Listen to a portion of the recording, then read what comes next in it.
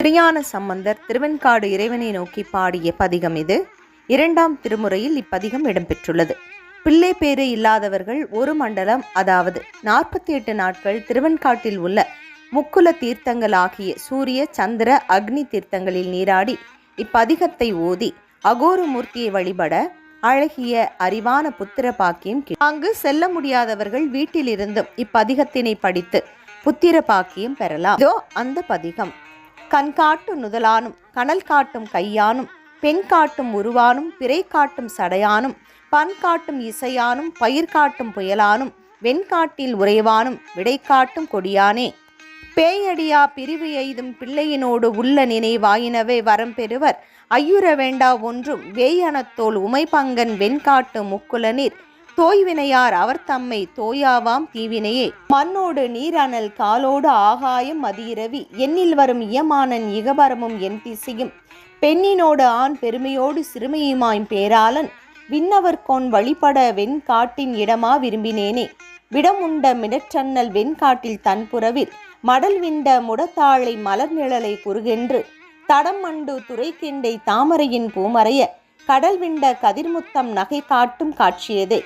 வேலைமலை தன் காணல் வெண்காட்டான் திருவடிக்கீழ் மாலைமலை வன் சார்ந்தால் வழிபடு நல் மறையவன் தன் மேலடர் வெங்காலன் உயிர்விண்ட பிணை நமன் தூதர்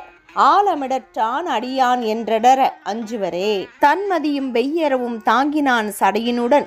ஒன்மதிய நுதல் உமைவோர் குறுகந்தான் உரை கோயில் பன்மொழியால் அவன் நாமம் பலவோத பசுங்கில்லை வெண்முகில் சேர் கரும்பெனை மேல் வீற்றிருக்கும் வெண்காடே, சக்கரமார் கீந்தானும் சலந்தரனை பிளந்தானும் அக்கறை மேல் அசைத்தானும் அடைந்த ஐராவதம் பணிய